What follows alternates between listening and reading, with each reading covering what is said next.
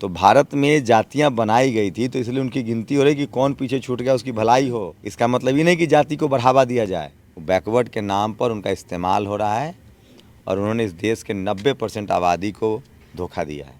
नरेंद्र मोदी की वजह से आरक्षण खत्म हो रहा है, दलित, पिछड़े, आदिवासी, किसान, अल्पसंख्यकों का अधिकार जा रहा है। जो कल तक समस्या उठा रहे थे, क्या अब वो समस्या को खत्म करेंगे? समस्या जो उठा रहा था उस समस्या का इलाज भी करेंगे। जातिवादी लोगों को संसद में नहीं भेजना चाहिए। वैशाली गौरवशाली धरती है, बुद्ध की धरती है, अशोक की धरती है, भगवान महावीर की धरती है, लोकतंत्र की जननी है। आज आपके पास वोट की ताकत है तब ना 5 किलो राशन देने के लिए सरकार डर के दे रही है। तो हमें जो भी मिला है लोकतंत्र से मिला है, संविधान से मिला है, वोट का अधिकार से मिला है। ये सब मनुवादी जातिवादी लोग ये सब अफवाह फैलाते हैं ताकि जनता वोट न दे, लोकतंत्र से लोगों का मोह भंग हो जाए। और संविधान की ताकत है कि प्रधानमंत्री को हाथ जोड़ना पड़ता है 5 साल। लगभग आप लोग टीवी वाली भाषा मत बोलिए, आप कम से कम अपने समाज के हितों की तो बात कीजिए। कितने ओबीसी के संपादक हैं, पत्रकार हैं देश में? अगर बात करें सोशल मीडिया तो बस वहीं तक है। कितने ओबीसी के लोग वैशाली से चुनाव जीते हैं? एक भी नहीं। कितना ओबीसी की संख्या है? ओबीसी की संख्या अगर सारे जोड़े तो 18% मुस्लिम है, सब अच्छी खासी है, लगभग 50% प्लस है। बिहार के जाति जनगणना के हिसाब से SC ST ओबीसी किसान अल्पसंख्यक सब मिला के 90% आबादी है। तो 90% वाले को चुनाव नहीं लड़ना चाहिए, चुनाव नहीं जीतना चाहिए? लड़ना तो चाहिए, लेकिन ऐसा तो कोई सोचा नहीं। पहला बार ऐसा है कि शंभू सिंह सोचे हैं। नहीं, लोग चुनाव लड़े हैं, लोगों ने जीतने नहीं दिया। लोग जाति के नाम पर वोट करते हैं, नहीं जीतने दिया। इस बार तमाम दलित, पिछड़े, आदिवासी, यहाँ ट्राइबल भी हैं, कोंड समाज के लोग, दलित, पिछड़े, आदिवासी, किसान, अल्पसंख्यक सब एक मुश्त, वो इसको बोलते हैं रिप्रेजेंटेशन। 75 साल से यहाँ बैकवर्ड नहीं जीता है, दलित नहीं जीता है, किसान नहीं जीता है, कोई यादव, कुर्मी, कुशवाहा नहीं जीता है, निषाद समाज के लोग नहीं जीते हैं, प्रजापति नहीं जीता है। तो इस बार वैशाली में बैकवर्ड जीत रहा है, ये चीज़ फाइनल है। लेकिन मोदी जी का 13 तारीख को आगमन है और वो कह रहे हैं 400 पार। तो मोदी जी 400 पार जानते हैं तो गलत चुनाव लड़ रहे हैं। जब उनको पता ही है कि 400 पार है तो चुनाव ना हो। मोदी जी 100-150 सीट पर उनका बुढ़िया बिस्तर बन जाएगा। 150 सीट ही मिलेगा, लेकिन वो तो कह रहे हैं 400 पार है। अरे तो अपने मुँह मिट्ठू बनने से कुछ होता है? 400 पार कह रहे तो चुनाव ना हो। ये टीवी अखबार कह रहा है। मोदी जी के तो हलक सूख रहा है, सांसें थम रही हैं उनकी। 150 पार नहीं होंगे, लेकिन खतरा ये है कि मोदी जी का 150 पार नहीं होगा, लेकिन बीना देवी तो उनके साथ खड़ी है। मुन्ना शुक्ला कल चुनाव जीतेंगे तो वो भी मोदी जी के साथ चले जाएंगे। देख रहे हैं ना, सारे कांग्रेसी भाग रहे हैं ना बीजेपी में। तो मुन्ना शुक्ला की गारंटी कौन लेगा कि वो कल बीजेपी में जाएंगे? इससे पहले मुन्ना शुक्ला जी कहाँ थे? वो तो वहीं से आए। कहाँ से आए? एनडीए गठबंधन जो है वहाँ से आए। तो फिर नहीं जाएंगे, इसकी गारंटी कौन लेगा?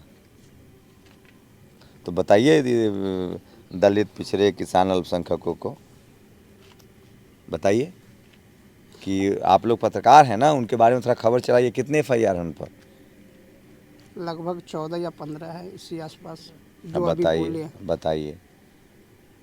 अच्छा एक बताइए कि वो अभी उन्होंने एक शब्द बोला है कि मैं जिस जाति का हूँ उसी का ना काम करूँगा।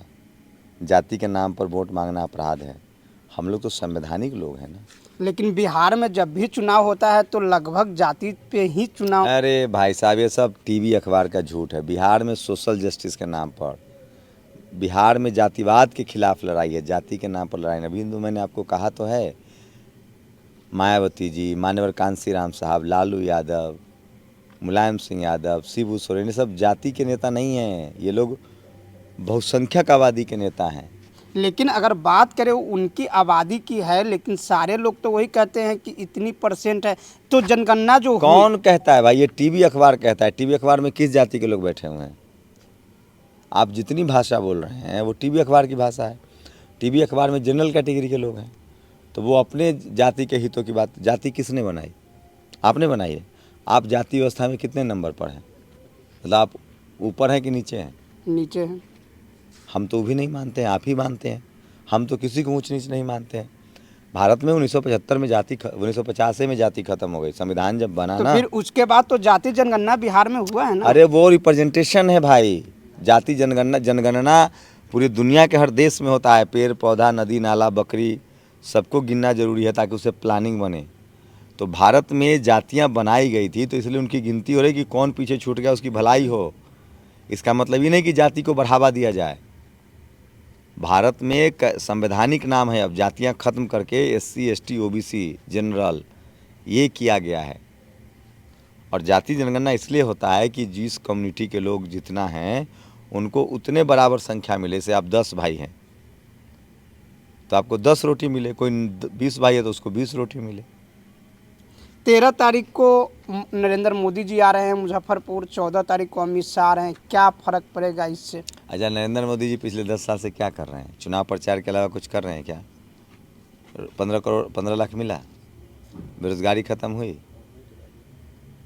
चीन पाकिस्तान को सबक सिखाया, सेना की नौकरी प्राइवेटाइज कर दी गई, अग्निवीर बना दिया गया, भारत पर कर्जा बढ़ गया, महंगाई 400 वाला सिलेंडर 900, पेट्रोल 70 वाला 100, नौकरी साफ, बच्चों को क्रिमिनल बनाया जा रहा है, धर्म के नाम पर लड़ाया जा रहा है, जाति के नाम पर अत्याचार हो रहे हैं। तमाम कॉलेज यूनिवर्सिटी में जितने जगह नौकरियां दलित पिछड़ों को, अल्पसंख्यकों को, किसानों को भगाया जा रहा है। नरेंद्र मोदी मनुवाद के सबसे बड़े पोषक हैं, संघ के सबसे बड़े मुखौटा हैं। वो बैकवर्ड के नाम पर उनका इस्तेमाल हो रहा है और उन्होंने इस देश के 90% आबादी को धोखा दिया है, इस देश को धोखा दिया है। 10 साल में उन्होंने इस देश को 50 साल पीछे कर दिया, देश की शांति भंग कर दी, भाईचारा खत्म कर दिया और फिर से जातिवाद पनप लगा है। नरेंद्र मोदी की वजह से आरक्षण खत्म हो रहा है, दलित, पिछड़े, आदिवासी, किसान, अल्पसंख्यकों का अधिकार जा रहा है। अभी पक्ष और विपक्ष, और आप भी विपक्ष में हैं, तो आप कितने वोटों के मार्जिन से जीत की बात करते हैं? वैशाली की जनता जीतने वाली है। 100 में 90 आबादी वैशाली की जनता की है, बैकवर्ड की है, बहुजन की है, वही जी बैकवर्ड ही जीतेगा। बैकवर्ड ही जीतेगा मतलब हाँ। शंभू पटेल, शंभू सिंह जीतेंगे? वैशाली की जनता जीतेगी। वैशाली की जनता बदलाव चाहती है। हमारी क्या हैसियत है? वैशाली के लोगों ने मन बना लिया है। बीना देवी का तो कोई नाम भी नहीं ले रहा है उनका। तो क्या कारण रहा कि पत्रकारिता छोड़ के आज चुनावी रणभेद कहाँ में? पत्रकारिता छोड़ दिए हैं? अभी तो भारत का- चुनाव लड़ रहे हैं ना। तो पत्रकारिता भी कर रहे हैं। भारत का संविधान सबको बोलने का हक देता है। पत्रकार कोनो दूसरे ग्रह से आया है?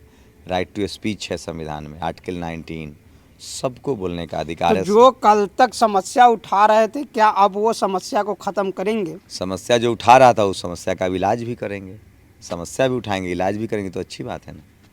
तो क्या अब समस्या उठाने से ज़्यादा जरूरी समस्या खत्म करना हो गया है क्या? अरे तो बीमारी का इलाज ज़रूरी ना है।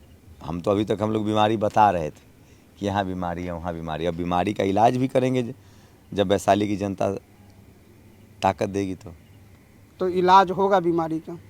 तो और क्यों घूम रहे हैं? पूरा इलाज की तैयारी कर लिए है?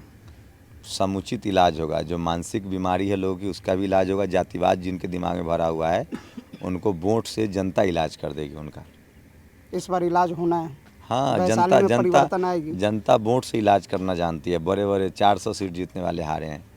जातिवादी लोगों को संसद में नहीं भेजना चाहिए। वैशाली गौरवशाली धरती है, बुद्ध की धरती है, अशोक की धरती है, भगवान महावीर की धरती है, लोकतंत्र की जननी है।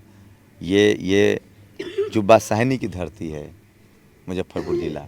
तो यहाँ तो एक से एक महापुरुष हुए हैं। तो वैशाली तो लोकतंत्र की जननी है। यहाँ धनबल और बाहुबल हारेगा और दलित, पिछड़े, शोषित, वंचित, अल्पसंख्यक, गरीब लोग इस बार चुनाव में जीतेंगे। वंचित समाज को ऊपर लाना है, लेकिन कोई लोग जीतने के बाद लाते नहीं है। तो क्या शंभू सिंह इस बार अगर आते हैं तो वो वंचित समाज को आगे ला पाएंगे? ये किसने कहा कि वंचित समाज को कोई लाए? जितनी भी हमको मिला है वो राजनीति से ही मिला है। जब संविधान लागू नहीं था, जब यहाँ मनुस्मृति था, अंग्रेजों का दौर था, तो गरीब को क्या मिलता था? आज आपके पास वोट की ताकत है तब ना 5 किलो राशन देने के लिए सरकार डर के दे रही है। ये सब जो आप लोग बोलते हैं ना, ये सब बहुत गलत बात बोलते हैं। आज आपके पिताजी कितने पढ़े लिखे थे? नहीं। मेरे पिता जी पढ़े लिखे नहीं थे, लेकिन संविधान है तो हमने पढ़ा, आप भी पढ़ें। आपके समाज से कितने लोग पत्रकार होते थे? 0। आज पत्रकारिता आप कर रहे हैं तो समाज आगे बढ़ रहा है और बढ़ाने की ज़रूरत है। तो हमें जो भी मिला है लोकतंत्र से मिला है, संविधान से मिला है, वोट का अधिकार से मिला है। गरीब लोगों की भलाई वोट से हुआ है। ये सब मनुवादी जातिवादी लोग ये सब अफवाह फैलाते हैं ताकि जनता वोट न दे, लोकतंत्र से लोगों का मोह भंग हो जाए। हम लोग संविधान के, जो संविधान को न मानता हो राष्ट्रद्रोही है, जो जाति और धर्म के नाम पर राजनीति करता हो राष्ट्रद्रोही है, गैरकानूनी काम कर रहा है। हम लोग संविधान मानने वाले लोग, हमारी पार्टी का मैनिफेस्टो ही संविधान है। तो इस देश के गरीब लोगों को, दलितों, पिछड़ों, किसान, अल्पसंख्यकों को जो भी मिला है वो संविधान की वजह से मिला है। और संविधान की ताकत है कि प्रधानमंत्री को हाथ जोड़ना पड़ता है 5 साल। अगर ये चुनाव अगर आप जीतते हैं तो प्राथमिकता क्या देंगे? पढ़ाई लिखाई, स्कूल, अस्पताल, दवाई, नौकरी, देश की मजबूती, भाईचारा, जाति और धर्म के नाम पर जो अपराध करते हैं उनको जेल के सलाखों के पीछे पहुंचाना, ज़मीन कब्जा करते हैं जो लोग, जिनके जातिवाद दिमाग में भरा हुआ है, उनका कानूनन इलाज, पढ़ाई लिखाई, स्कूल, अस्पताल, दवाई, इसके अलावा और क्या काम चाहिए?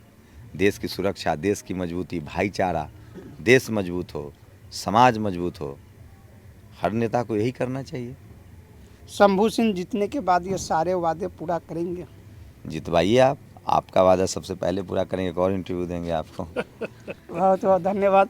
नेशनल दस्तक की आपसे गुजारिश है कि अगर इसको बचाना चाहते हैं तो नेशनल दस्तक को सब्सक्राइब करने के लिए रेड कलर के सब्सक्राइब बटन को दबाएं, फिर बेल आइकन की घंटी दबाएं। नेशनल दस्तक को बचाने के लिए बहुत ज़रूरी है कि हर खबर को शेयर करें, लाइक करें, कमेंट जरूर करें।